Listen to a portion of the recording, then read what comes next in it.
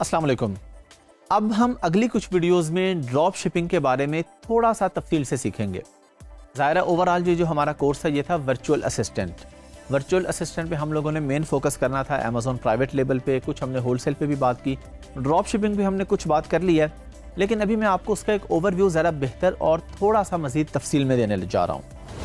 आपको पता होना चाहिए ये क्या होती है, इसमें से आप किस तरीके से पैसे कमा सकते हैं। अच्छा, एक चीज़ माइंड में रखिएगा कि आपने अपने आप को भी देखना है कि आपका माइंड किस तरफ है। ऐसा नहीं है कि हमने पूरे कोर्स में वीए सीखा, अभी मैं आपको ड्रॉप शिपिंग सिखाने जा रहा हूँ, आप ड्रॉप शिपिंग सीख के अभी आप सोचें कि जी वीए छोड़ो हम सब ड्रॉप शिपिंग करेंगे। ऐसे नहीं होगा। हो सकता है आप में से बहुत से लोग ड्रॉप शिपिंग में फेल हो जाएं और वीए से पैसे कमा लें। बहुत से लोग ऐसे हैं जो वीए में ना कमा पाए और ड्रॉप शिपिंग में कमा लें।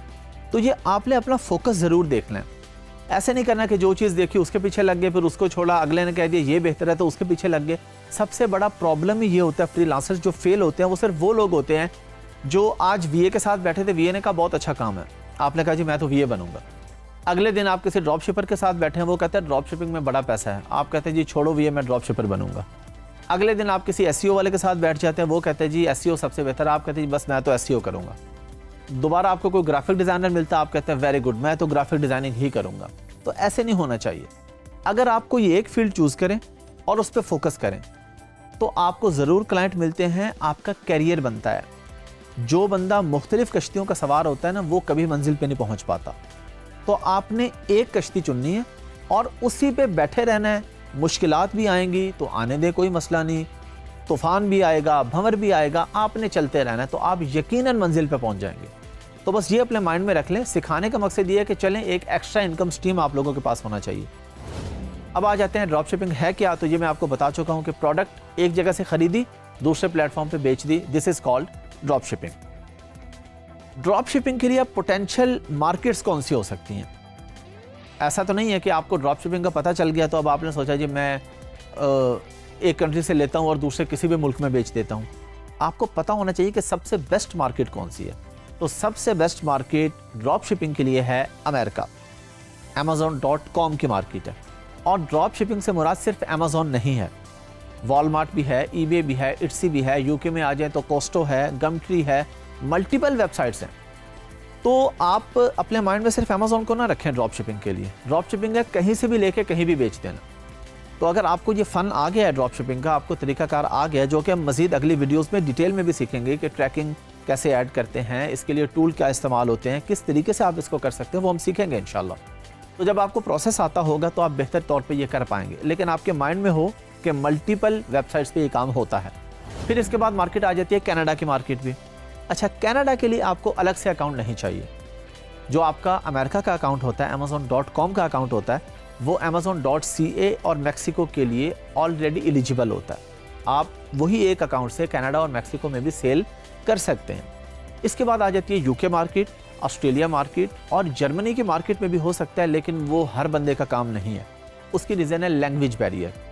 जर्मनी में जर्मन लैंग्वेज होती है। अब कुछ लोग ये कहते हैं कि जी ठीक है, बात करने में तो आप ट्रांसलेटर यूज़ करके दुनिया में कहीं भी बात कर सकते हैं, लेकिन जब आप प्रोफेशनल कोई लिस्टिंग क्रिएट करते हैं, कंटेंट राइटिंग करते हैं, तो वहाँ पे ट्रांसलेटर आपके काम नहीं आते। वहाँ पे आपको नेटिव लैंग्वेज वाला कोई ना कोई बंदा ज़रूर चाहिए। तो जर्मनी में अगर आप में से किसी का जानने वाला, किसी का दोस्त, करीबी या कोई फैमिली मेम्बर जर्मनी में है जिसको जर्मन लैंग्वेज आती है, तो आप उसके साथ कोलैबोरेट करके जर्मनी में भी कर सकते हैं। लेकिन इंग्लिश में क्योंकि आसान है, आपने कौन सा खुद से सारे लिखनी है, लेकिन ये है कि इंग्लिश ज़रा कॉमन बेसिक लैंग्वेज है, ज़्यादातर लोगों को आती है, बेसिक आती है। जर्मन थोड़ी मुश्किल लैंग्वेज है। आप लोगों ने जो मार्केट अपने माइंड में रखनी है वो यूएसए, कनाडा, यूके और ऑस्ट्रेलिया। दुबई में भी आप लोग कर सकते हैं, लेकिन वो काफ़ी एक्सपेंसिव है, वहाँ की कंपनी और फिर उस कंपनी पे अकाउंट। तो इसलिए जो बेहतर मार्केट्स हैं वो आपके लिए यूके, यूएसए और कनाडा और ऑस्ट्रेलिया हो सकती हैं। या कोई और ऐसा कंट्री आपको मिल जाए फ्यूचर में, आप देखें किसी ऐसे कंट्री में अमेज़ॉन आया जहाँ पे इंग्लिश जो है वो बिल्कुल नॉर्मल है, उनकी अपनी ज़ुबान ज़ाहिर है हर कंट्री की होती है कोई ना कोई, लेकिन आप ये देखते हैं कि वहाँ पे या तो उनकी लैंग्वेज, नेशनल लैंग्वेज ही इंग्लिश है, या इंग्लिश एज अ सेकंड या थर्ड लैंग्वेज एक बहुत बड़ी लैंग्वेज है। तो उस मार्केट में भी आप ये काम कर सकते हैं। हम लोगों ने जब प्रोडक्ट हंटिंग सीखी थी तो उसमें हमने मल्टीपल टूल्स का इस्तेमाल किया था। कीपा भी हमने देखा था डिटेल में, हीलियम 10 भी देखा था, जंगल स्काउट भी देखा था, मल्टीपल टूल्स हमने यूज़ किए थे। अब इसी तरह जब आप ड्रॉप शिपिंग करते हैं तो उसमें भी आप मल्टीपल टूल्स के इस्तेमाल करते हैं। टूल्स इसमें कौन से यूज़ होते हैं, कैसे यूज़ होते हैं, क्या फ़ायदा होता है, ये हम स्क्रीन पे चल के देखते हैं। चलिए जी, हम लोग एक बार फिर स्क्रीन पे हैं। ड्रॉप शिपिंग के हवाले से जो टूल्स इस्तेमाल होते हैं प्रोडक्ट हंटिंग में, उन टूल्स के बारे में मैं आपको बताऊंगा। हीलियम 10 तो वही टूल है जिस पे हम पहले बात कर चुके हैं, डिटेल में सीख चुके हैं, जो हमें सेल्स वगैरह बताता है, BSR और सारी चीज़ें हमें वहाँ से पता चलती हैं। दूसरा टूल हमने एक डिटेल में सीखा था, कीपा। कीपा भी ड्रॉप शिपिंग में यूज़ होता है। अब ये क्योंकि हम सीख चुके हैं कीपा, तो उसको हम दोबारा डिस्कस नहीं करेंगे। बस आपको पता होना चाहिए कि ड्रॉप शिपिंग के अंदर कीपा बड़ा इंपॉर्टेंट रोल प्ले करता है जब आप इसकी हंटिंग करते हैं। तो कीपा अगर आप लोगों को कुछ याद नहीं है या कोई इशू है तो आप लोग कीपा वाला लेक्चर रिपीट कर लीजिएगा। और जो अलग से नए टूल्स हैं, क्योंकि अभी हम ड्रॉप शिपिंग की जब बात करें तो हम कुछ नए टूल्स की बात करेंगे। हीलियम और कीपा वगैरह वो तो हमें पहले से पता है, हमने सीखा हुआ है। टूल्स हमारे पास आते हैं DS Amazon क्विक व्यू और DS Amazon quick view extended, यानी DS से मुराद ड्रॉप शिपिंग। अच्छा, इन टूल्स का फ़ायदा क्या होता है? ये टूल्स का फ़ायदा सिर्फ ये है, ये हमें कोई प्रोडक्ट निकाल के नहीं देते। फ़ायदा सिर्फ ये है कि हमें एक एक प्रोडक्ट पे क्लिक नहीं करना पड़ता। हम गए हैं, हम पूरा पेज देखते जा रहे हैं। अब जिस तरह हमने ये पेज देखा, हम एक अमेज़ॉन के पेज पे आए और यहाँ पे पहले से भी लिखा था, चले मैंने दोबारा लिख दिया इंश्योर लिख के मैंने एंटर किया इंश्योर पाउडर के बारे में। अब यहाँ पे हम आ गए तो ये देखा लोडिंग रैंक अभी लिखा आ रहा है। यहाँ पे ये हमें कुछ बता रहा है, ये बता रहा है sold by Amazon, sold by Amazon, sold by Amazon, sold by Amazon. तो हमने सोल्ड बाय अमेज़ॉन वाली प्रोडक्ट में नहीं जाना, हमने देखना है, ये अभी तक सारे वही आ रहे हैं। ये एक प्रोडक्ट हमारे पास आ गई, इस पे सोल्ड बाय अमेज़ॉन नहीं लिखा हुआ। ये आपके पास, ये भी मैंने जानबूझ के यहाँ पे रोक लिया कि आप लोग कंफ्यूज होंगे कि जी वो एक चीज़ कुछ लिखी आ रही थी, हमें पता नहीं चली। ये charts only available in premium version लिखा है कि क्विक व्यू एक्सटेंडेड का एक प्रीमियम वर्जन होता है जिसमें मज़ीद आपको कुछ डिटेल नज़र आ जाती है। वो प्रीमियम वर्जन इतना ज़्यादा ज़रूरी नहीं है, बेसिक वर्जन भी हमें जितनी इन्फॉर्मेशन चाहिए वो हमें ये बेसिक वाला बता रहा है, हमारे इतने काम का है। अगर आप चाहें तो उसको भी बाय कर सकते हैं। अच्छा, अब हमारे पास यहाँ पे इसने कहा जी इसमें सोल्ड बाय अमेज़ॉन नहीं लिखा आ रहा, तो बजाय इसके कि मैं हर लिस्टिंग पे क्लिक करता और फिर मुझे पता चलता कि ये सोल्ड बाय अमेज़ॉन है या नहीं है, सोल्ड बाय अमेज़ॉन नहीं है तो ठीक है, इस प्रोडक्ट में मैं जा सकता हूँ। और हम देखते हैं कि हमने कोशिश ये करनी है कि ऐसे प्रोडक्ट में जाएं जिसमें लोग FBA भी ना कर रहे हों, क्योंकि FBA वाले को बाय बॉक्स मिलने के ज़्यादा चांसेस होते हैं। तो हमने कोशिश करनी है कि ऐसे लिस्टिंग पे जाएं जिसमें सारे FBM वाले सेलर हों। लेकिन अब ये मेरे पास एक प्रोडक्ट आ रही है, उस पर लिखा आ रहा है 1 FBA सेलर। ये मेरे सामने आ रही है प्रोडक्ट 1 FBA सेलर। अगर एक FBA सेलर है तो ठीक है, हम कंसीडर कर सकते हैं। हम देख सकते हैं कि अगर इसमें बाकी सेलर FBM वाले हैं, 3 से ज़्यादा लोग अगर और FBM कर रहे हैं तो हम इसमें जा सकते हैं। हम क्या करेंगे, हम इस पर क्लिक करते हैं प्रोडक्ट पे और यहाँ पे आके देखते हैं इसको कितने लोग और बेच रहे हैं। हम लोगों ने आके देखा कि ये अकेला बेच रहा है, 1 FBA सेलर है लेकिन ये अकेला है। इसका मतलब ये है कि ये किसी और को अलाउ नहीं कर रहा बेचना लिस्टिंग पे। इसने प्राइवेट लेबल रजिस्टर्ड किया हुआ है या इसने ये परमिशन लिया इंश्योर से कि इस लिस्टिंग पे सिर्फ ये बेचेगा। तो हमने यहाँ पे आके देखना है, ये हम ऑलरेडी कई बार कई वीडियोस में सीख चुके हैं, देख चुके हैं कि यहाँ पे लिखा आ रहा होता है मोर सेलर्स, सेलिंग 10 या सेलिंग 20 मोर पर्सनस, कोई भी वर्डिंग लिखी हो सकती है। तो यहाँ पे वो नहीं है तो हम इस प्रोडक्ट को अब अपने माइंड से निकाल देंगे। हम कहेंगे कि हमने ये प्रोडक्ट नहीं करनी। हम वापस जाएंगे, ये वही पेज है जिसको हम पहले देख रहे थे, 1 FBA सेलर वाला हमने जाके देखा था। अब ये एक ही पेज पे देखें, ये 3 FBA सेलर्स हमें यहाँ पे नज़र आ रहा है। अब 3 FBA सेलर्स हैं, हम नहीं जाएंगे ऐसी प्रोडक्ट में। लेकिन इसके आगे देखें, इसमें कोई FBA सेलर नहीं है, इसमें नहीं है, इसमें नहीं है। अगर होता तो यहाँ लिखा आ रहा होता कि FBA सेलर है या नहीं है। अमेज़ॉन भी नहीं बेच रहा, अमेज़ॉन बेच रहा होता तो यहाँ पे लिखा आ रहा होता। तो इन टूल्स का बेनिफिट ये है कि आप बजाय इसके कि एक एक लिस्टिंग पे जाके देखते, आपको एक ही जगह पे सारा नज़र आ रहा है।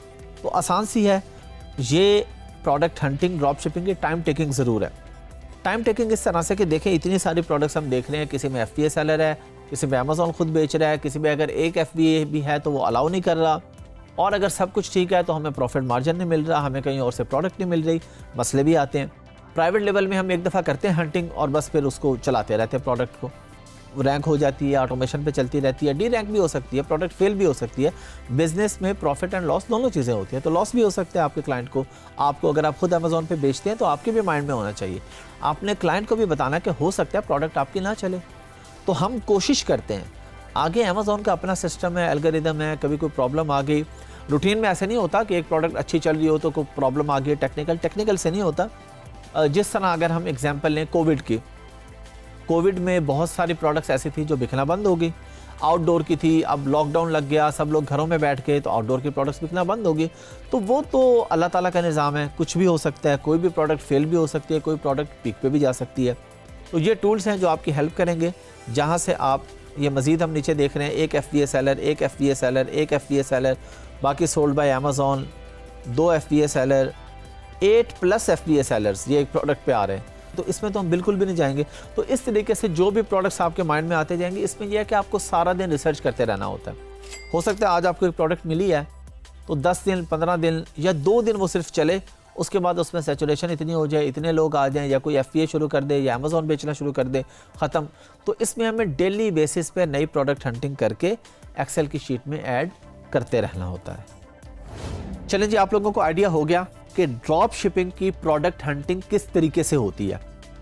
PL का थोड़ा लेंथी प्रोसेस है, टाइम टेकिंग है, ये टाइम टेकिंग है, लेकिन इसमें उस तरीके से आपको बहुत ज़्यादा टाइम नहीं लगता, क्योंकि आपने 50 सप्लायर से उस तरह से रेट नहीं लेने होते। अलीबाबा पे आप देखते हैं कहाँ पे कितने का बिक रहा है, इधर इतने का बिक रहा है, चले जी हम इसको लिस्ट कर देते हैं।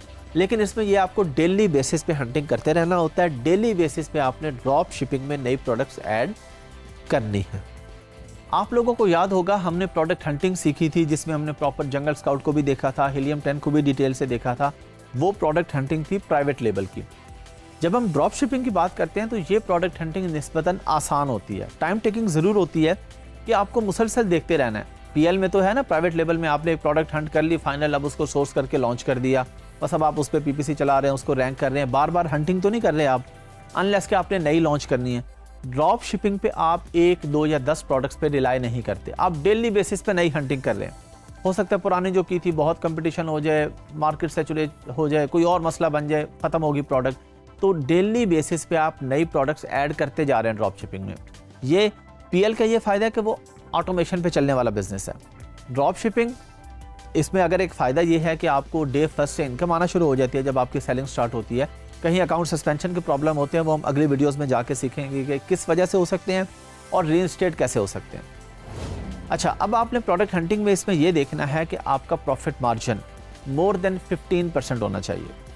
अब इसकी कैलकुलेशन कैसे होगी ये भी हम आगे जाके सीख लेंगे। अभी मैं आपको क्राइटेरिया बता रहा हूँ ड्रॉप शिपिंग का। 15% और BSR लेस देन 30,000 होना चाहिए। होलसेल में हम ज़्यादा ऊपर चले जाते हैं BSR पे, लेकिन ड्रॉप शिपिंग में हम कोशिश करते हैं कि 30,000 से ज़्यादा का BSR नहीं होना चाहिए। जितना कम हो उतना ज़्यादा अच्छा है। फिर इसकी हंटिंग में हम लोग ख्याल करते हैं कि हमने वही जो PL में ख्याल करते थे यहाँ पे वही ख्याल करना है। ब्रेकेबल आइटम ना हो, गेटेड कैटेगरी ना हो, बैटरीज, चार्जर्स ऐसी आइटम नहीं होनी चाहिए, ग्लास वगैरह टूटने वाली आइटम नहीं होनी चाहिए, नॉर्मल आइटम हो, नॉर्मल प्रोडक्ट हो। फिर आपने इसके सप्लायर के साथ देखना है कि हंटिंग में आपने ये भी किसी हद तक हंटिंग में ही चीज़ आ जाती है कि जब आपने इसको ऑर्डर प्लेस किया सप्लायर के साथ, आपने पहले इसको मीटू कर लिया, अब आपने सप्लायर के साथ ऑर्डर प्लेस तो करना है, तो मीटू करते हुए आपने 1 या 2 यूनिट ऐड करने हैं। क्वांटिटी आप अपनी मर्जी से ऐड करते हैं ना उसमें कि मेरे पास इतने यूनिट हैं।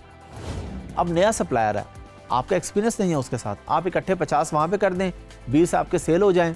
सप्लायर से जब आप ऑर्डर करें वो कहें सॉरी जी मैं तो नहीं दे सकता, मेरे पास 5 ही हैं सिर्फ। पहले आप 1 लेंगे उससे, फिर 2, फिर 3, जब आगे 3 बिक गए उसे 3 ले लिए, फिर आप 10 की क्वांटिटी ऐड कर लेंगे। फिर जब 2-3 दफ़ा 10 ऐड कर लेंगे तो आपको पता चल जाएगा कि ये सप्लायर ठीक है, अब इसके साथ मैं लॉन्ग टर्म इस प्रोडक्ट में चल सकता हूँ। हाँ, जो दूसरे प्लेटफॉर्म्स हैं, वॉलमार्ट है, ईबे है, इट्सी है, सैम्स क्लब है, वहाँ पे तो कोई ऐसा इशू नहीं है। वहाँ पे तो आपको पता है कि अगर ऑर्डर्स हैं अवेलेबल, एक के पास नहीं है दूसरे के पास है, वहाँ से ले लेंगे। वो प्लेटफॉर्म तो ट्रस्टवर्दी है ना। लेकिन कोई नया सप्लायर है तो उसके साथ आप बड़े एहतियात से चलेंगे। फिर इसके अंदर एक और चीज़ जो बड़े फोकस करने वाली है वो है कि फूड से रिलेटेड आइटम्स भी नहीं होने चाहिए इसके अंदर, क्योंकि हेल्थ से रिलेटेड या फूड से रिलेटेड उसके लिए भी आपको प्रॉपर अप्रूवल्स चाहिए, और उसमें अगर कोई प्रॉब्लम आ जाए तो वो बहुत लंबे प्रॉब्लम चलते हैं। तो ये उन्हीं लोगों को करने दें जो वहाँ पे बेस्ड हैं, जिनके पास कंप्लीट सर्टिफिकेशंस हैं। आपका सप्लायर आपको कह भी देना कि मैं आपको सर्टिफिकेशन दूंगा, तो आपने ड्रॉप शिपिंग करते हुए इन प्रोडक्ट में बिल्कुल नहीं जाना। प्राइवेट लेवल में फिर भी हम चले जाते हैं, अगर सारी अप्रूवल्स मिल जाती हैं तो हम जाते हैं, कोशिश करते हैं कि ना जाना पड़े, अनगेटेड में रहें, लेकिन गेटेड में हम चले जाते हैं, कोई ऐसे मसले की बात नहीं है। लेकिन ड्रॉप शिपिंग में प्रॉब्लम यह है कि अकाउंट सस्पेंशन के खतरात वैसे ही होते हैं ऊपर से अगर प्रोडक्ट ऐसी हो तो फिर बहुत ज़्यादा मसले बन सकते हैं। तो बस इन चीज़ों पे आपने फोकस करना है। अभी जो मैंने आपको चीज़ें बताई हैं, इसके लिए टूल्स हम कौन से यूज़ करेंगे, क्या करेंगे, कैसे करेंगे, वो हम सीखेंगे अगली वीडियोस में। हम लोग बात करते हैं कि थर्ड पार्टी ड्रॉप शिपिंग क्या होती है। ड्रॉप शिपिंग आप लोगों को पता चल गया कि चीज़ एक जगह से ली और दूसरी जगह पे बेच दी, तो ये ड्रॉप शिपिंग है। अब थर्ड पार्टी, सवाल जहन में आ सकता है कि यही तो थर्ड पार्टी है कि एक जगह से ली है और दूसरी जगह बेची है। लेकिन अमेज़ॉन टू अमेज़ॉन भी ड्रॉप शिपिंग होती है, वो हम आगे जाके सीखेंगे। अभी हम बात कर रहे हैं थर्ड पार्टी ड्रॉप शिपिंग पे, या इसको हम कहते हैं थर्ड पार्टी डीएस, यानी डीएस मीन्स ड्रॉप शिपिंग। इसमें आप करते क्या हैं कि आप जाते हैं वॉलमार्ट से एक चीज़ खरीदते हैं और ईबे पर बेच देते हैं, तो ये थर्ड पार्टी है। अगर आप ईबे टू ईबे या अमेज़ॉन टू अमेज़ॉन या वॉलमार्ट टू वॉलमार्ट कर रहे हैं तो ये सेम प्लेटफॉर्म से है। लेकिन जब आप किसी और प्लेटफॉर्म से लेके बेच रहे हैं तो इसको हम सिंपली कह देते हैं कि थर्ड पार्टी ड्रॉप शिपिंग हो रही है। फॉर एग्जाम्पल, आपने एक ग्लास देखा वॉलमार्ट पे जो कि आपको $5 का मिल रहा था। अब आपने अमेज़ॉन पे ढूंढना शुरू किया तो आपने देखा कि अमेज़ॉन पे $8 का बिक रहा है, ये स्पेसिफिक ग्लास है, 8 का बिक रहा है। आपने कहा अच्छा, अगर मैं वॉलमार्ट से लेकर अपने अमेज़ॉन के बायर को भेजूंगा मुझे फिर भी $2 या $3 बच जाएंगे बीच में से। इसी को हम कहते हैं थर्ड पार्टी ड्रॉप शिपिंग। अब अगर ईबे पे आपको कुछ चीज़ नज़र आई है, आपने एक माइक देखा, माइक की एग्जांपल लेते हैं। माइक आपने देखा कि ईबे पर सारे सेलर्स तकरीबन $50 का बेच रहे हैं, एक स्पेसिफिक माइक जिसकी स्पेसिफिकेशंस ऑलमोस्ट सेम है, सबकी प्राइस भी सेम है $50 का। लेकिन ऐसा बहुत कम होता है। नॉर्मली जो हम लोग देखते हैं वो हम देखते हैं कि 15% से ऊपर का मार्जिन अगर हमें किसी भी प्लेटफॉर्म से मिल रहा है तो हम उसको कर लेते हैं। अगर एक प्लेटफॉर्म पे 30 की है, दूसरी पे 40 की बिक रही है, हमें नज़र आ रही है 15% से ऊपर का मार्जिन है, वेरी गुड, हम इसको बेचेंगे। लेकिन अगर 15 से कम है और सेल वेलोसिटी ज़्यादा है तब भी हम ये काम कर लेंगे कि अगर प्रॉफिट मार्जिन 10% है लेकिन डेली के 100 ऑर्डर आ जाते हैं तो बहुत अच्छी बात है। अगर 15% पे आपको 10 ऑर्डर आते हैं और 10% पे 100 ऑर्डर आते हैं तो ओवरऑल आपने प्रॉफिट ज़्यादा कमा लिया 10% के साथ भी, क्योंकि सेल वेलोसिटी ज़्यादा थी। तो ये बड़ा सिंपल सा टॉपिक है। अगली वीडियो में हम लोग जाके सीखेंगे कि Amazon to Amazon drop shipping क्या होती है। उसमें हम थोड़ा सा स्क्रीन पे भी जाएंगे कि एक ही प्लेटफॉर्म पे ऐसा क्या होता है। यहाँ हम स्क्रीन पे क्यों नहीं जा रहे, क्योंकि बड़ी सिंपल सी बात है कि हम सारे प्लेटफॉर्म्स की बात कर चुके हैं। अब आप जाएँ, सर्च करें, देखें, वॉलमार्ट, ईबे, इट्सी, गमट्री एक लोकल वेबसाइट है, टेस्को है, अज़दा है, बहुत सारी वेबसाइट हैं। हो सकता है कहीं मैं आपको बता रहा हूँ, हो सकता है बहुत सी मैं नाम नहीं ले रहा, लेकिन फ्यूचर मुस्तकबिल में वो अमेज़ॉन से ज़्यादा चलने वाली हैं। अभी जो ज़्यादा बेहतर चल रही हैं उनके मैंने नाम ले दिए। फ्यूचर में आप लोग इसकी रिसर्च करते रहेंगे, जो भी अच्छी मार्केट प्लेस होगी वहाँ पे हम अपने प्रोडक्ट बेचेंगे। हम लोग बात करेंगे ड्रॉप शिपिंग के अंदर डिफरेंट मॉडल्स होते हैं, थर्ड पार्टी भी होती है, अमेज़ॉन टू अमेज़ॉन भी होती है। इस वीडियो में हम लोग बात करेंगे कि Amazon to Amazon drop shipping क्या होती है और कैसे होती है।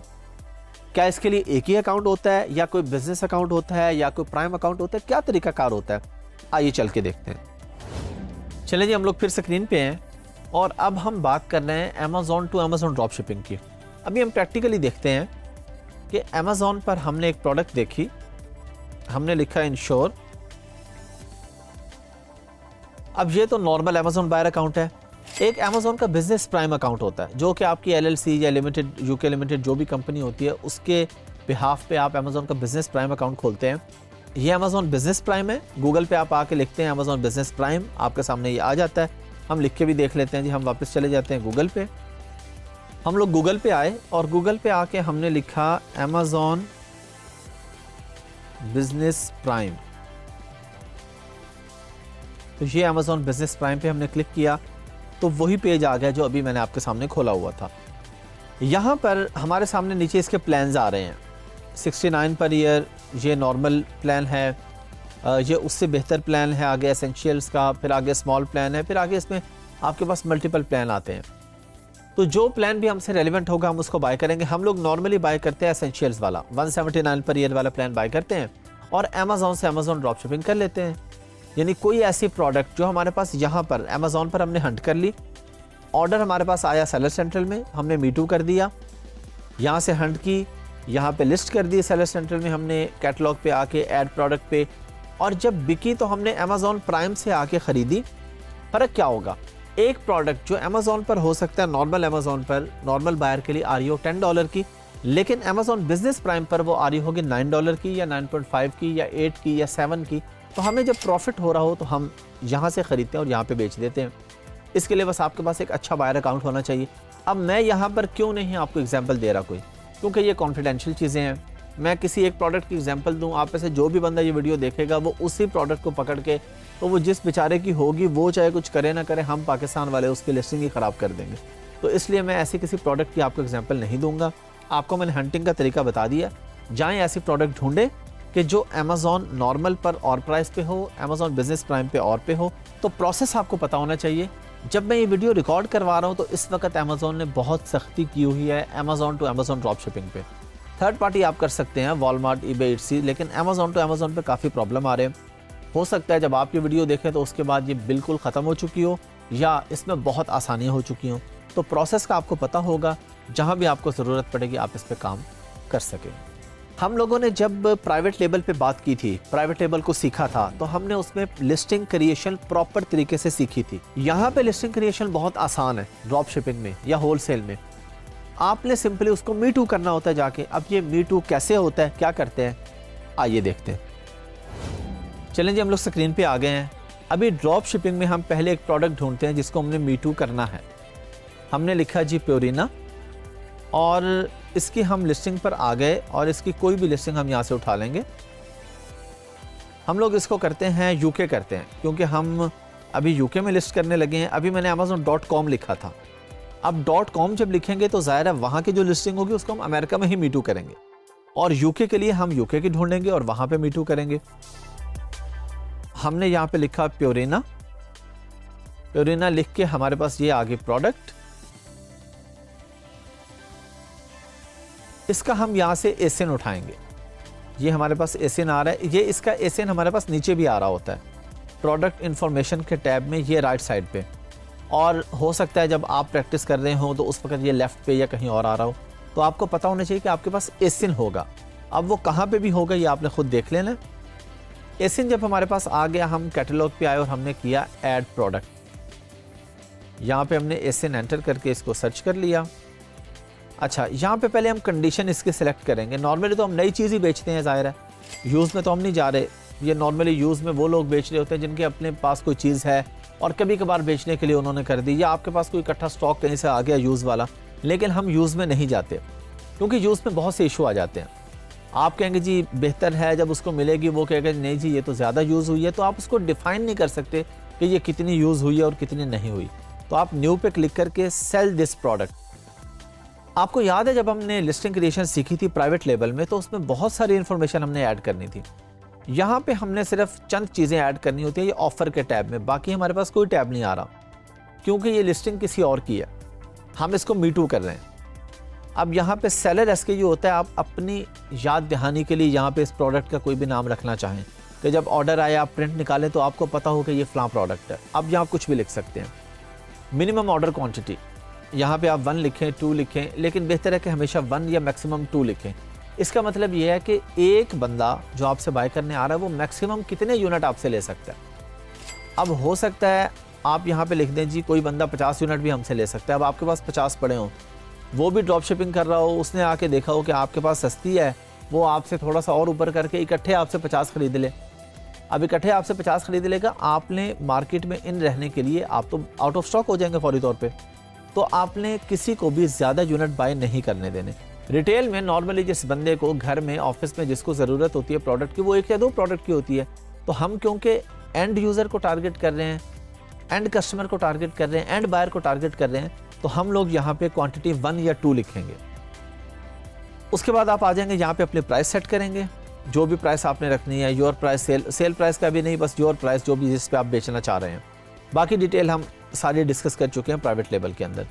क्वांटिटी कि आपके पास कितने यूनिट है, यानी आप यहाँ लिखते हैं 10, तो अब 10 लोग आपसे, अगर आपने ऊपर 1 ही लिखी है तो 10 लोग आपसे 1-1 यूनिट खरीद सकते हैं। अगर आपने 2 लिखी है ऊपर, तो हो सकता है 4 लोग आके आपसे 2-2 खरीद लें, 2 लोग 1-1 खरीदेंगे तो आपकी 10 पूरी हो जाएंगी। तो जितने भी यूनिट आपके पास हैं वो आप यहाँ पे लिखेंगे, या जितने आपको पता है कि मैं आगे से ख़रीद सकता हूँ। जब आप स्टार्ट करेंगे तो इकट्ठे यहाँ पे 10 यूनिट पे नहीं आएंगे, 2-3 यूनिट पहले लिखेंगे। जब वो बिक जाएंगे उनके ऑर्डर आप प्लेस करके उनको पहुँचवा देंगे, फिर 3-3 ऐड कर लें। ये तो आप जब चाहें एडिट करके इसको ऐड क्वांटिटी ऐड भी कर सकते हैं और माइनस भी कर सकते हैं।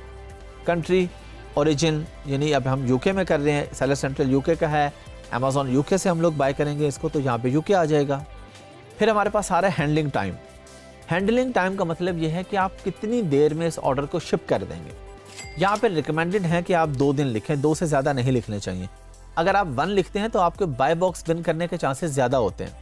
बाय बॉक्स की साइंस हम डिस्कस कर चुके हैं ऑलरेडी कि आपके पास ऑर्डर आने के चांसेस ज़्यादा हैं। ज़ाहिर है अगर 10 लोग बेच रहे हैं एक ही लिस्टिंग पे और 9 लोग कह रहे हैं कि 2 दिन में डिस्पैच करूंगा, एक बंदा कहता है कि 1 दिन में कर दूंगा, तो उसके पास ऑर्डर आने के चांसेस ज़्यादा हैं। गारंटी नहीं देता है अमेज़ॉन किसी चीज़ की। अमेज़ॉन का अपना एल्गोरिदम है, कभी भी कोई भी चेंजिंग कर सकता है। तो वो आपको एक चांस देता है कि हाँ आपके चांसेस हैं कि आपको बाय बॉक्स ज़्यादा मिल सके। तो 2 दिन रखें, 2 से ज़्यादा नहीं, और 1 सिर्फ उस सूरत में रखें जब आपको कंफर्म पता हो कि मैं 1 दिन के अंदर अंदर ऑर्डर शिप कर सकता हूँ, डिस्पैच कर सकता हूँ, ट्रैकिंग आईडी ऐड कर सकता हूँ, तब आप ये काम करेंगे। और ये बाकी फॉर्मेलिटीज़ हैं, ऑफ़र स्टार्ट डेट, आप जिस डेट को भी स्टार्ट कर रहे हैं, रीस्टॉक डेट को लिखना चाहें, ये बाकी सारी फॉर्मेलिटीज़ इसके अंदर जो ऊपर आ रही है। गिफ्ट रैप अवेलेबल है, आप इसको नो करें क्योंकि आपने खुद से पैक करना है, खुद से डिस्पैच करना है और आपने अपने पास मंगवा के नहीं करना, आपने थर्ड पार्टी से लेकर डायरेक्टली बायर को भेज देना है। तो इस तरह के गिफ्ट रैपिंग के मैक्सिमम कितने आते होंगे? 0.12% शायद लोग कहते हों कि जी इसको अच्छी पैकिंग में पैक कर देना। नॉर्मली ऐसा नहीं होता, इसको आप नहीं करेंगे। फिर हमारे पास आ रहा है फुलफिलमेंट चैनल। यहाँ पे आपने याद रखना है कि क्योंकि आप ड्रॉप शिपिंग कर रहे हैं, आपने ऑर्डर कहीं से भी प्लेस करना है खुद से। आपके पास ऑलरेडी ये अमेज़ॉन के वेयरहाउस पे नहीं पड़ा हुआ और आपने शिपिंग लेबल नहीं बनाना उसके लिए, तो आप यहाँ पे करेंगे I will ship this item my self, यानी FBM, फुलफिल्ड बाय मर्चेंट। ये नीचे है फुलफिल्ड बाय अमेज़ॉन। जब आप प्राइवेट लेबल करते हैं या होलसेल करते हैं और पहले से स्टॉक लेके अमेज़ॉन को भिजवाते हैं, फिर हम इस ऑप्शन पे आते हैं। लेकिन ड्रॉप शिपिंग में ये ऊपर की ऑप्शन आएगी हमारे पास। उसके बाद प्राइस आपने यहाँ पे सेट कर दी, क्वांटिटी हमने ऊपर लिख दी। उसके बाद आप इसको नीचे आके सेव एंड फिनिश करेंगे तो आपकी लिस्टिंग क्रिएट हो जाएगी। चलें जी, इन 6 चीज़ों का आपने ख्याल रखना है जो मैंने आपको बताई हैं। ये कभी 6 से 7 भी हो सकती हैं, 8 भी हो सकती हैं। तो बस यहाँ पे ऑफ़र के टैब में जो चीज़ें आ रही हैं, जिनके साथ स्टार आ रहा है वो ज़रूरी हैं, जिनके साथ स्टार नहीं आ रहा वो ऑप्शनल है। आप चाहे तो कर सकते हैं, चाहे तो उसको छोड़ भी सकते हैं। कभी भी हम कोई भी बिजनेस करते हैं तो उसमें सबसे मेन चीज़ क्या होती है? Profit calculation. जब तक हम प्रॉफिट को कैलकुलेट नहीं करेंगे हम बिजनेस नहीं कर सकते। हम ऐसे तो नहीं करते कि हम कोई शॉप बना लेते हैं और कहते हैं चले जी चीज़ खरीद के ले आओ, जितने की भी मिल जाए ठीक है, आगे जितने की बिकेगी बेच देंगे। हम पहले उसकी वर्किंग करते हैं कि इस मार्केट में ये चीज़ कितने की बिकती है, हमें कितने की मिलेगी, आने का कितना खर्चा आएगा, जो हमारे वेयर हाउस पे या शॉप पे पड़ी है उसका रेंट कितना है। अगर हम किसी फिजिकल बिजनेस की बात करें तो ऑनलाइन बिजनेस की जब हम लोग बात करते हैं तो उसमें हमने सारी कैलकुलेशन उसी तरीके से ऐड करनी होती है कि जी अमेज़ॉन का क्या कमीशन होगा, या वॉलमार्ट का क्या कमीशन होगा, या ईबे का क्या कमीशन होगा, हमें शिपिंग चार्जेस क्या आएंगे, वेयर हाउस के क्या चार्जेस आएंगे, ये सारे हमने कैलकुलेट करने होते हैं। फिर हम कोई भी प्रोडक्ट सेलिंग की तरफ लेके जाते हैं। तो प्रॉफिट कैलकुलेशन पे हम लोग प्राइवेट टेबल में बात कर चुके हैं। अभी ड्रॉप शिपिंग का प्रोसेस थोड़ा और होता है क्योंकि इस पर आप चाइना से सोर्स नहीं कर रहे, लोकली ले रहे हैं यूके या यूएसए से। तो इसमें आपने क्या क्या चीज़ ऐड करनी होती है और प्रॉफिट किस तरीके से कैलकुलेट होता है, आइए देखते हैं। चलें जी, हम लोग स्क्रीन पे आ गए हैं। प्रॉफिट कैलकुलेशन हम ऑलरेडी काफ़ी दफ़ा कर चुके हैं। हमने FBA कैलकुलेटर भी यूज़ किया, हीलियम कैलकुलेटर भी यूज़ किया। अभी हम ड्रॉप शिपिंग के लिए जब कर रहे होते हैं तो हम अपनी एक शीट बनाते हैं एक्सेल की, क्योंकि इसके अंदर हमें अलग अलग से कॉस्ट एंटर करनी होती है, मैनुअली एंटर करनी होती है। तो हमारे पास ये कॉस्ट आ रही है एक प्रोडक्ट की 1264। हमने कहा जी ये हमारे पास इसकी परचेजिंग प्राइस थी और 10% परचेजिंग पर टैक्स है, तो हमने 1.264 यहाँ पे उसका वो टैक्स ऐड कर दिया। परचेजिंग हमारी होगी 13.904। अब सेलिंग प्राइस हमारे पास आ रही है 22, लेकिन हमारे पास और भी कुछ कॉस्ट अभी आएगी। हमारे पास जो कॉस्ट आ रही है 15% ऑफ बाय बॉक्स, यानी अमेज़ॉन ने जो अपना कमीशन चार्ज करना है, ये 15, 16, 17 भी हो सकता है। कुछ कैटेगरीज में ये 16 और 17 भी होता है, और ये हो सकता है जब आप वीडियो देख के काम करें तो ये 18 या 20 भी हो चुका हो, या हो सकता है अमेज़ॉन ने 2-3% कम कर दिया हो। तो ये अमेज़ॉन का कमीशन है, अमेज़ॉन की मर्ज़ी है, वो इसको चेंज कर सकता है। हमने लिख दिया जी, अभी जब मैं वीडियो रिकॉर्ड कर रहा हूँ क्योंकि अमेज़ॉन 15% ले रहा है, तो मैंने कर दिया जी 3.426। अब टोटल कॉस्ट होगी 17.33, सारे खर्चे मिला के। अमेज़ॉन की फ़ीस भी, यहाँ पे FBA फ़ीस क्यों नहीं है? क्योंकि ये मैं खुद शिप कर रहा हूँ, तो इसलिए FBA की कोई फ़ीस नहीं है। मैं थर्ड पार्टी से लेके भेज रहा हूँ या खुद भेज रहा हूँ, वो तो एक अलग मामला है। लेकिन अमेज़ॉन यहाँ पे मेरे से अपनी इस फीस के अलावा FTA फी वगैरह नहीं चार्ज कर रहा। तो प्रॉफिट मेरे पास आया इसका 5.51। रिटर्न ऑन इन्वेस्टमेंट यानी जितना इन्वेस्ट किया उसके अगेंस्ट जो मुझे ROI आया वो है अराउंड 40%, 39.63%, जो कि बहुत अच्छा ROI है। लेकिन जब आप लोग वीडियो देखेंगे, जब आप लोग काम करेंगे, तो आपने ये नहीं देखना कि जी वो 40% था, हमें तो अब 20% मिल रहा है। पहले भी बात की है PL में, होलसेल में, ड्रॉप शिपिंग में आप लोग याद रखें कि हमने 15% तक मार्जिन रखना होता है। 15 से ऊपर जितना हो जाए वो बहुत अच्छी बात है, ये 50% हो तो क्या ही बात है। लेकिन अगर 15% तक मार्जिन मिल रहा है तो हम इस पर काम करते हैं। कुछ केसेस में हम 10-12% पे भी कर लेते हैं। अगर हम देखते हैं किसी प्रोडक्ट पे हमें बाय बॉक्स मिला हुआ है, ऑर्डर्स बहुत ज़्यादा आ रहे हैं, 10% भी अगर हमें बच रहा है तो ठीक है, प्रॉफिट तो आ रहा है ना। लेकिन ऑन एन एवरेज या डेली रूटीन में हम लोग 15% या उससे ऊपर काम करते हैं। तो ये बहुत आसान है। हम इस पर अगर जस्ट इन केस हम एक और एग्जांपल लेते हैं, एक और एग्जांपल ली, ये प्रोडक्ट हमें मिली $70 की, अराउंड 70 की, परचेजिंग प्राइस है 69.99, महंगी प्रोडक्ट है। 10% उसका परचेजिंग हमने डाल दिया 6.999, परचेजिंग हमारी हो गई 76 की। हमारी सेलिंग प्राइस है इसकी $219 और इसकी जो अमेज़ॉन की फ़ीस होगी वो है तकरीबन $33, 32 पॉइंट समथिंग। टोटल कॉस्ट हमारे पास आ रही है $109 इसकी। लेकिन इसकी सेलिंग प्राइस है हमारे पास क्योंकि 219, तो हमें प्रॉफिट हो रहा है 142% जो ROI आ रहा है। 109 की ली है, 219 की बेच रहे हैं, तो हमारे पास तकरीबन $110 का प्रॉफिट है। लेकिन इस तरह की प्रोडक्ट्स लकीली आपको मिलती हैं। ऐसा नहीं होता कि आपको डेली ऐसी मिल जाए, या एक दफ़ा अगर मिल गई है तो अब आप उसके बाद सोचें कि मैंने तो ऐसी ही बेचनी है। अल्लाह करे आपको ऐसे ही मिलती रहे, लेकिन ऐसा बहुत कम होता है। ठीक है, हमारे पास आ गई, हमने ढूंढ ली, मैंने आपको एग्जांपल दे दी क्योंकि आपको पता होना चाहिए कि इतना मार्जिन भी हो सकता है। अब मेरे पास तो हैं ये प्रोडक्ट, मैंने आपको दिखा दिए हैं, बता दिए हैं, लेकिन आपने अपने माइंड में ये 40 या ये मार्जिन लेके नहीं बैठ जाना। आपने अगर अपने माइंड में रखना है तो देखें मेरे पास नीचे एक प्रोडक्ट है जिसका ROI 7% है, ऐसी प्रोडक्ट भी है मेरे पास। तो हम लोग हर तरह के प्रोडक्ट देखते हैं, एवरेज 15% से ऊपर, लेकिन इस तरह की अल्लाह करे आपको मिलती रहे तो बहुत अच्छी बात है, ना मिले तो जो नॉर्मल है उन पे काम करें। चले जी, आप लोगों ने प्रॉफिट कैलकुलेशन ड्रॉप शिपिंग की भी देख ली है कि कैसे होती है। ये उसकी निस्बत ज़्यादा आसान है क्योंकि इसमें बहुत सारी कैलकुलेशंस ऐड नहीं होती, और जो ऐड हो रही होती हैं वो आपके पास एग्जैक्ट नंबर आ रहे होते हैं कि ये अमेज़ॉन चार्ज कर रहा है, ये इसका टैक्स है। बहुत सिंपल होता है, सोर्सिंग पे आपको अलग से मेहनत नहीं करनी पड़ती, लेकिन प्रॉफिट कैलकुलेट आपको इसमें भी ज़रूर करना पड़ता है। ड्रॉप शिपिंग में आपको डेली बेसिस पे ऑर्डर खुद से प्रोसेस भी करने होते हैं। प्राइवेट लेबल FBA में तो होता है ना कि अमेज़ॉन खुद भिजवा रहा है FBA में। अब यहाँ पे आपको डेली बेसिस पे ऑर्डर प्लेस करना है, लेकिन कहाँ से करना है? जहाँ से भी आप खरीद रहे हैं। आप एक चीज़ अमेज़ॉन पे बेच रहे हैं, अगर आपने वो वॉलमार्ट पे देखी थी कि वहाँ पे सस्ती है, यहाँ पे महंगी है, तो आप वॉलमार्ट से जाके ऑर्डर करेंगे। अगर आपने देखा कि eBay पे सस्ती थी तो आप eBay से जाके ऑर्डर करेंगे। अब आपको ऑर्डर करने का तरीका आ जाना चाहिए। जिस तरह ड्राइविंग का तरीका आ जाए तो आप किसी भी शहर जा सकते हैं, इसी तरह जब ऑर्डर करने का तरीका आ गया तो अब आप किसी भी प्लेटफॉर्म से ऑर्डर प्लेस कर सकते हैं। कहीं पे कलर ब्लू हो सकता है चेकआउट पे, कहीं पे ग्रीन हो सकता है, कहीं पे बास्केट राइट पे हो सकती है, कहीं पे लेफ्ट पे हो सकती है। तो इंटरफेस चेंज हो सकता है, लेकिन ओवरऑल प्रोसेस सेम होता है। तो ओवरऑल प्रोसेस हम जाके सीखते हैं कि ऑर्डर किस तरीके से प्लेस होता है। चलिए जी, हम लोग स्क्रीन पे आके देख लेते हैं कि हम ऑर्डर किस तरीके से प्रोसेस करते हैं। अब कोई भी ऑर्डर है, मैं आपको यहाँ पे सारे ऑर्डर्स प्लेस नहीं करके दिखाऊंगा, किसी भी एक प्लेटफॉर्म पे हम लोग ऑर्डर प्लेस कर लेते हैं।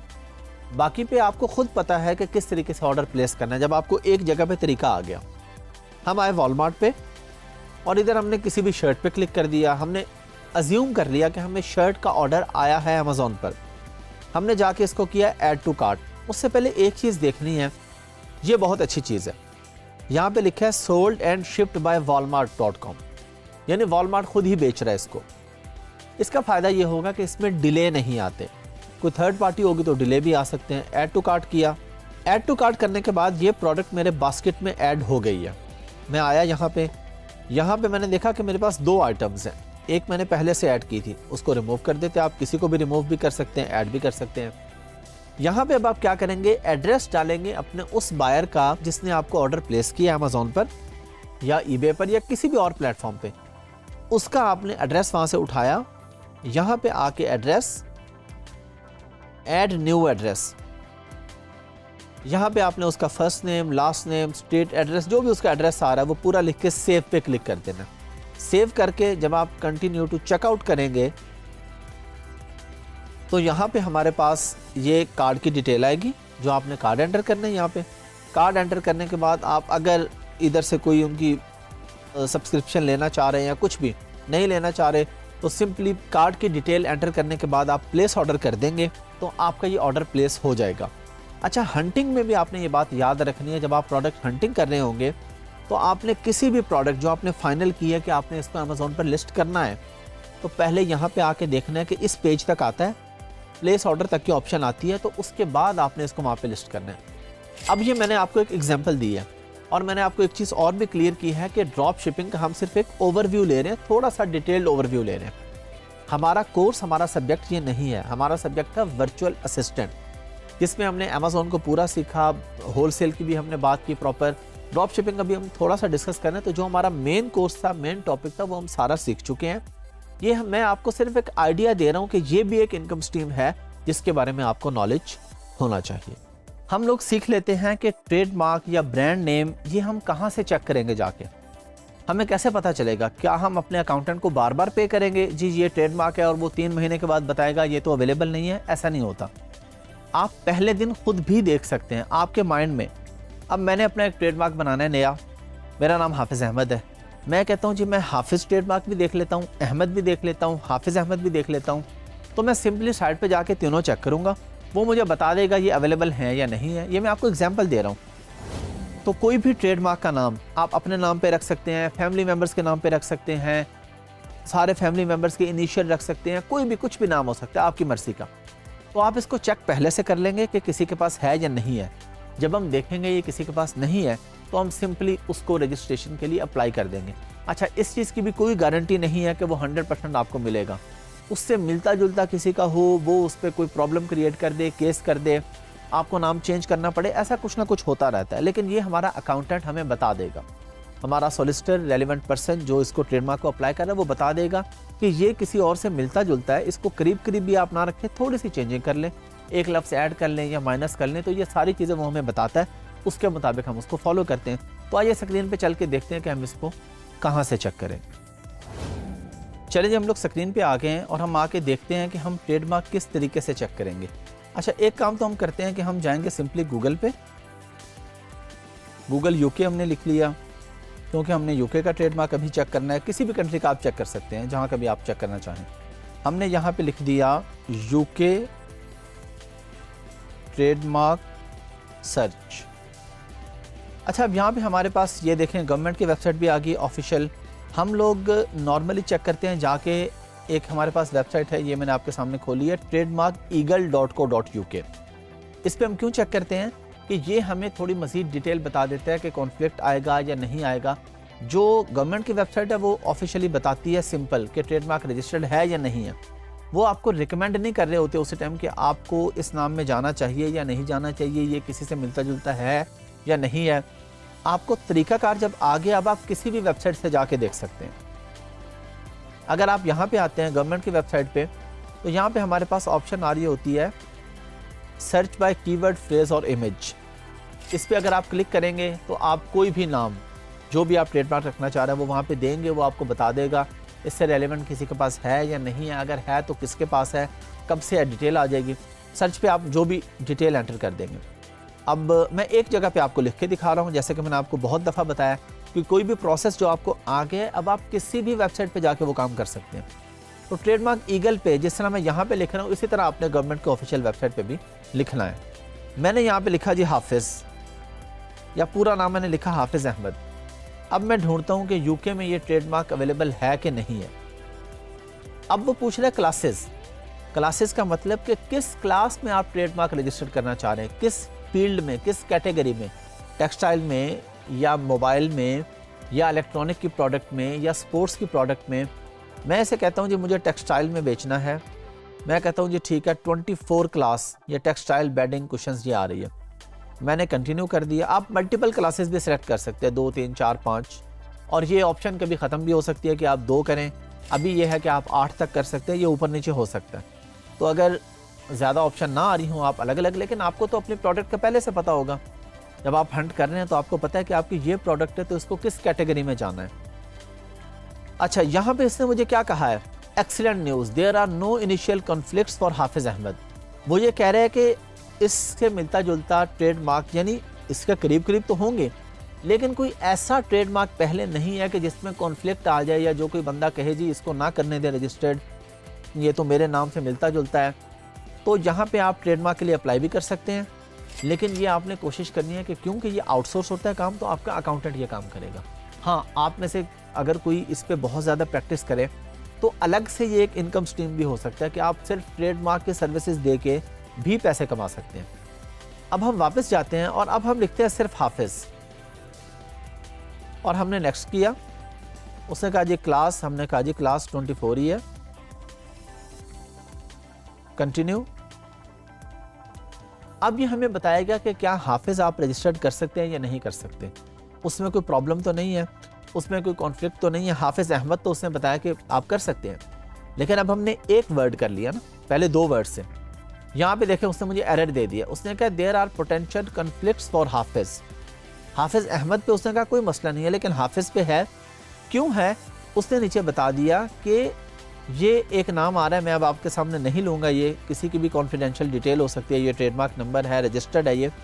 उसने कहा ऑलरेडी हाफिज़, और इसके साथ एक और नाम मिला के ये ट्रेडमार्क किसी का है और वो रजिस्टर्ड है, 2018 से रजिस्टर्ड है, तो इसमें कॉन्फ्लिक्ट हो सकता है।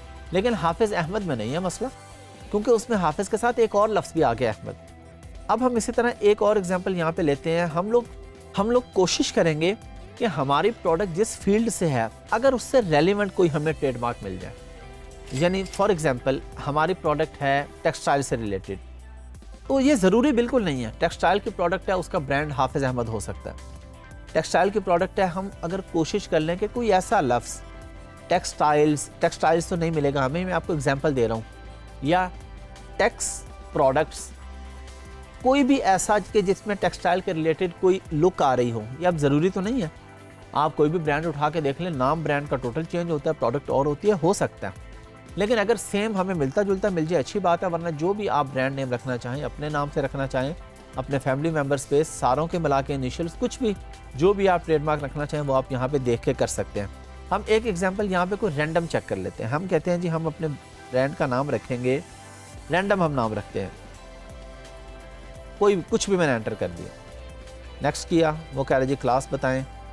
क्लास एक दफ़ा आपको डी सेलेक्ट करके दोबारा सेलेक्ट करनी पड़ेगी, मैंने 3 कर दी जी, इस दफ़ा मैंने 3 क्लासेस की हैं, और अब ये मेरे सामने उसके रिजल्ट्स लेके आ रहा है। उसने कहा जी एक्सीलेंट न्यूज़, जिस तरह पहले उसने हाफिज़ अहमद पे दिया था कि कोई इनिशियल कॉन्फ्लिक्ट वगैरह नहीं है, क्योंकि बिल्कुल ही रैंडम मैंने अल्फ़ाबेट्स ऐड किए ना। तो जो भी नाम आप रखना चाहें सिंपली यहाँ पे आके, या यूएसए में या जिस कंट्री में भी आप वहाँ पे ढूंढें, गूगल करें कि हाउ टू चेक ट्रेडमार्क, या ट्रेडमार्क सर्च जिस कंट्री में करनी है उनकी ऑफिशियल वेबसाइट या जो भी सर्विस प्रोवाइडर है वहाँ पे जाके आप ये चीज़ चेक कर सकते हैं। ड्रॉप शिपिंग में एक चीज़ बड़ी इंपॉर्टेंट है, वो है अकाउंट की हेल्थ, यानी कि ऑर्डर डिफेक्ट रेट है, लेट शिपमेंट रेट है, प्री फुलफिलमेंट कैंसिलेशन रेट है। ये सारी चीज़ें क्या होती हैं, क्यों ज़रूरी हैं, इसकी परसेंटेज क्या होती है, ये भी हम चल के स्क्रीन पे देखते हैं। लेकिन अकाउंट हेल्थ आपने ड्रॉप शिपिंग करते हुए दिन में 2 दफ़ा लाजमी चेक करनी है, हर 12 घंटे के बाद चेक करनी है कि कोई पॉलिसी वॉलेशन तो नहीं आई, कोई प्रॉब्लम तो नहीं है, ऑर्डर डिफेक्ट रेट या कोई भी जो भी अमेज़ॉन ने एक आपके लिए नंबर्स फिक्स किए हैं, वो डिफेक्ट रेट हो या फुलफिलमेंट रेट हो या कैंसिलेशन रेट हो, उस टारगेट के अंदर अंदर रह के हम लोग काम कर रहे हैं। ये सारा क्या होता है, कैसे होता है, आइए देखते हैं।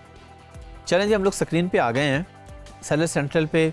अब हमने काफ़ी सारी चीज़ें सीख ली हैं। परफॉर्मेंस पे आके हमारे पास एक टैब आ रहा है अकाउंट हेल्थ का।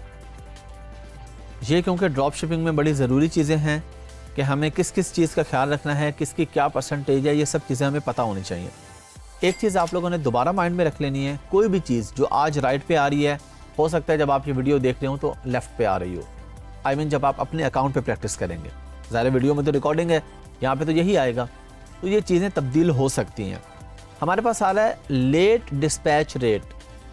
अब ये लेट शिपमेंट रेट भी हो सकता है किसी मार्केट में, यहाँ पे वर्ड चेंज भी हो सकता है। हम यहाँ पे देखते हैं कि टारगेट लिखा है कि अंडर 4%, यानी अगर आपके पास 100 ऑर्डर्स आए हैं तो उनमें से 4 मैक्सिमम 4 आप लेट डिस्पैच कर सकते हैं, इससे ज़्यादा नहीं कर सकते। 4, 3, 2, 1 यानी लेस देन 4%। हर 100 में से 4 तक आपके पास गुंजाइश है, इससे ज़्यादा करेंगे तो अकाउंट आपका सस्पेंशन की तरफ चला जाएगा। फिर हमारे पास आ रहा है प्री फुलफिलमेंट कैंसिलेशन रेट। इसका टारगेट है 2.5% और ये टारगेट्स भी चेंज हो सकते हैं कभी भी। अमेज़ॉन की मर्जी, अमेज़ॉन की पॉलिसी है, वो जब चाहे उसको चेंज कर सकता है। अच्छा, प्री फुलफिलमेंट कैंसिलेशन रेट है क्या? इसका मतलब है कि ऑर्डर आपने डिस्पैच करने से पहले कैंसिल कर दिया। अब ज़ाहिर है ये आप तभी कैंसिल करेंगे जब आपके पास आइटम नहीं है, आप अरेंज नहीं कर पाए, आपने सेल कर दिया, अब आप अरेंज नहीं कर पाए, आउट ऑफ स्टॉक हो गई, कोई भी मसला हो गया, तो आपने इस चीज़ का भी ख़ास ख्याल रखना है कि आप जो प्रोडक्ट लिस्ट कर रहे हैं, जो बेच रहे हैं, वो आपको पता हो कि अरेंज हो जाएगी। पीएल में और होलसेल में तो आप पहले लेके रखते हैं ना, ड्रॉप शिपिंग में आपने बाद में लेनी होती है। तो आपके पास इनफ सप्लायर्स होने चाहिए, आपकी प्रॉपर रिसर्च होनी चाहिए कि ये प्रोडक्ट आपको मिल जाएगी। तो इसका रेट है 2.5%, यानी वही 100 में से 2.5%, यानी 2 ऑर्डर्स पूरे और 1 आधा। ये इसने एक एवरेज दे दी ना आपको। उसके बाद है वैलिड ट्रैकिंग रेट। अब ये वैलिड ट्रैकिंग नंबर भी हो सकता है, कुछ भी लफ्ज़ हो सकता है। इसका है टारगेट ओवर 95%। हर 100 में से 95 से ऊपर ऑर्डर के जो ट्रैकिंग है वो वैलिड होनी चाहिए, करेक्ट होनी चाहिए। फिर हमारे पास आ जाता है ऑर्डर डिफेक्ट रेट, जिसका टारगेट है अंडर 1%। अंडर 1% का मतलब है कि 100 में से मैक्सिमम 1 ऑर्डर डिफेक्ट, यानी उसमें कोई प्रॉब्लम आ जाती है, कोई ऑर्डर ख़राब है, कोई मसला है, और ये आपके पास बाकी चीज़ें भी यहाँ पे शो हो रही हैं। अगर कोई चार्जबैक क्लेम होगा तो वो यहाँ पे शो हो रहा होगा। A to Z guarantee claim अगर किसी कस्टमर ने कोई किया है तो यहाँ पे आएगा। नेगेटिव फीडबैक्स का यहाँ पे आएगा।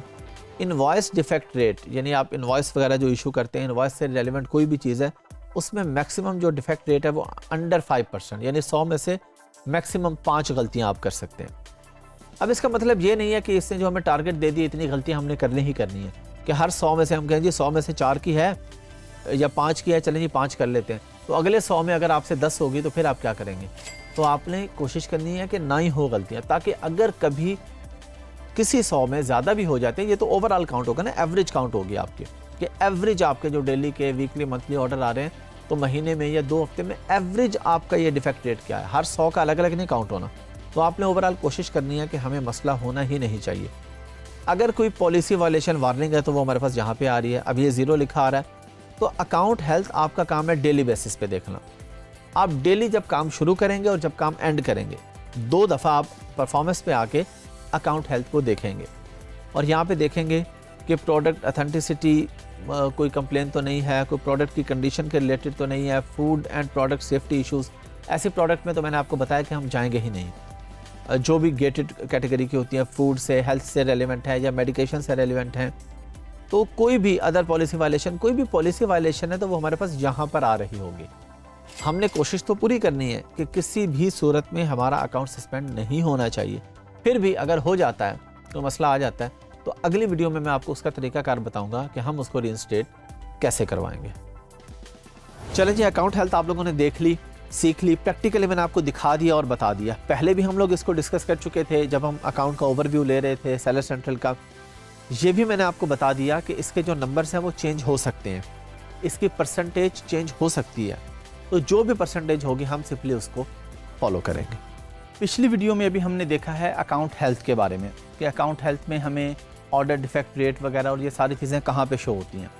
अभी हम जानते हैं कि क्या क्या रीज़न हो सकती है जिसकी वजह से अकाउंट सस्पेंड होता है। तो सबसे जो ज़्यादा अकाउंट सस्पेंड होता है वो होता है ट्रैकिंग नंबर ऐड करने में डिले या गलत ट्रैकिंग ऐड करने में। तो आपने कोशिश ये करनी है कि आपका ट्रैकिंग इन्फॉर्मेशन जो है वो 95% से ऊपर करेक्ट और ऑन टाइम होनी चाहिए। अब ये परसेंटेज 1-2% ऊपर नीचे भी हो सकती है, जब आप ये वीडियो देख रहे हो तब चेंज भी हो सकती है, उसके 2 महीने बाद कुछ और भी हो सकती है। तो जो भी उस वक्त चल रही हो, आपने कोशिश करनी है कि उस लिमिट के अंदर अंदर ही रहना है, अदरवाइज़ आपका अकाउंट सस्पेंड हो सकता है। फिर ऑर्डर डिफेक्ट रेट, ऑर्डर में कोई डिफेक्ट है, कोई प्रॉब्लम है, वो लेस देन 1% होना चाहिए। अब ये परसेंटेज भी चेंज हो सकती है। फिर हम आ जाते हैं LSR पे, लेट शिपमेंट रेट। वो भी आपने कोशिश करना है कि आपका 3-4% से ज़्यादा ना हो। लेट शिपमेंट क्या है कि आपने अपने कस्टमर को, अपने बायर को बताया था कि आपका order with in 24 hours dispatch हो जाएगा, लेकिन आपने वो लेट डिस्पैच किया, 1 दिन के बाद किया, 2 दिन के बाद किया, 24 आवर्स से ऊपर टाइम हो गया, तो ये लेट शिपमेंट है। लेट शिपमेंट अगर 3-4% या 2% अमेज़ॉन अलाउ कर रहा है तो उसका मतलब ये नहीं है कि हमने वो लाजमी करना है, वो हमने कोशिश करनी है कि हम बिल्कुल ही ना करें।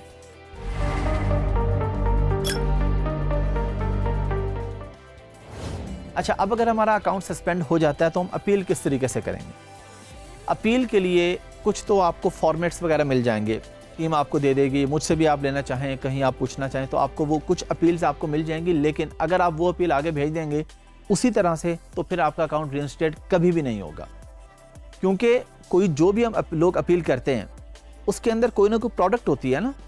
अब फॉर एग्जांपल मैं आपको अपील एक पकड़ा देता हूँ, वो कोई ग्लास की लिस्टिंग थी, वो सस्पेंड हुई थी, मैंने अपील करवा के रीइंस्टेट करवा ली। अब मैंने आपको भेजा, आपने कॉपी पेस्ट कर दी, आप बेच रहे हैं मोबाइल का कवर, तो वो देखते ही समझ जाएगा कि ये बंदे को इतना भी नहीं पता कि इसने जिसकी उठाई है इसने ग्लास को चेंज करके मोबाइल कवर भी नहीं लिखा।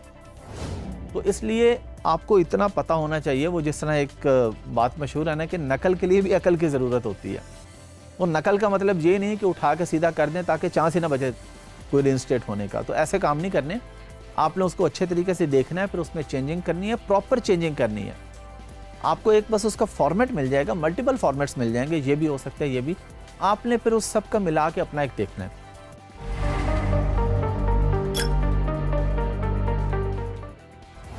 अच्छा, अपील्स का आपके पास राइट होता है 3 दफ़ा अभी तक, जब मैं ये वीडियो रिकॉर्ड करवा रहा हूँ।